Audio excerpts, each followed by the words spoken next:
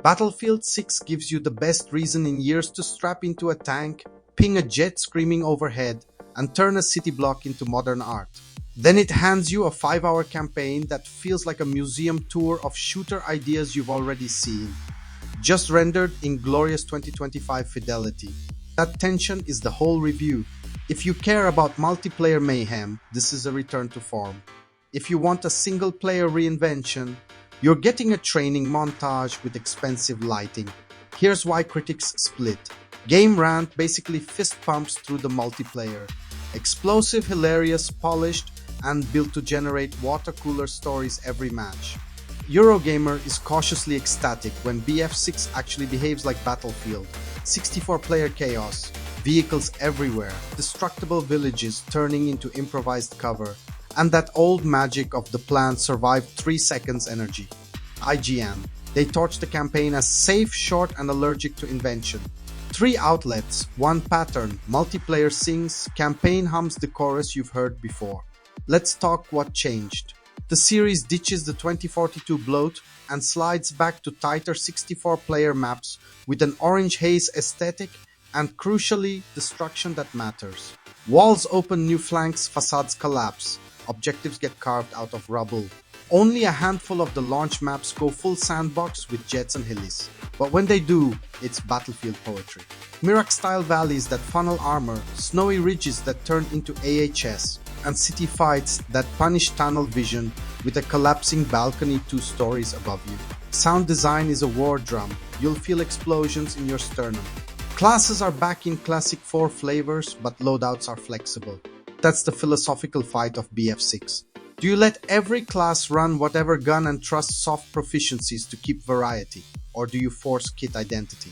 Eurogamer hears assault rifle city creeping in.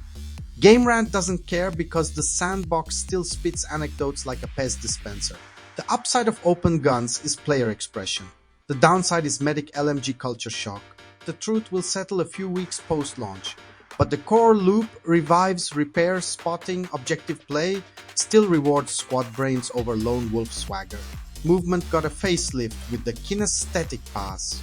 Faster mantling, snappier pivots, and a knee slide that has half the community yelling arcade, and the other half yelling skill ceiling. Eurogamer calls it out as tonal whiplash in otherwise grounded firefights. Personally, the traversal buff is a net positive for flow. The slide feels like a TikTok filter on a war documentary. Easy patch territory if the vibe clash keeps trending. Modes are where the identity jitters show. Conquest and Rush still carry the banner. A new Escalation variant tries to shrink the battlefield as points get permanently captured, so fights condense. But reviewers found it plays like shorter Conquest with less crescendo.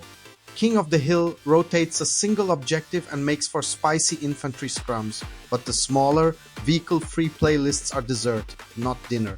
Battlefield is best when the sky is busy and the ground is breakable. Every time the game leans too hard into tight TDM vibes, the special sauce thins. Portal returns, which matters more in month 2 than day 1. It's the community sandbox where Battlefield gets weird, and weird is good. A battle royale is on the roadmap. Details aside, BF's destruction and vehicles make it a natural fit if they stick the landing on pacing. Performance-wise, reviewers saw stable frames, minimal bugs, and servers that behaved in pre-release. That's already a win given 2042's launch trauma. Now the hard truth about single player. It's 9 missions, roughly 5 hours, and pitched as a modern reset. You'll breach doors, plant charges, man turrets, blow SAM sites way too many times, and ride shotgun through set pieces that frequently yank the coolest moments into cutscenes. IGN calls it Call of Duty shaped without the tension of Clean House or the mechanics to own the open mission idea. Eurogamer likes a couple big beats, a Gibraltar Halo insertion, and a New York Gauntlet, then dings the open map chapter for feeling like a box of crayons rather than authored chaos. Character work, military stock types with call signs and minimal pulse. The best compliment is that it demonstrates the guns, destruction, and audio mix you'll love online. That's faint praise. Quick spoiler in 3, 2, 1. There's a final mission surge that genuinely lands, throwing bodies, vehicles, and pyrotechnics at you in a way that almost justifies the campaign's existence as a throwback roller coaster. back to safe ground. If you're buying for story, this won't move you. If you treat it as a flashy tutorial with a few standouts, it's a popcorn matinee. Let's step into the value calculus. If your time lives in multiplayer, BF6 is an easy recommend today, not a wait for patch 3 gamble.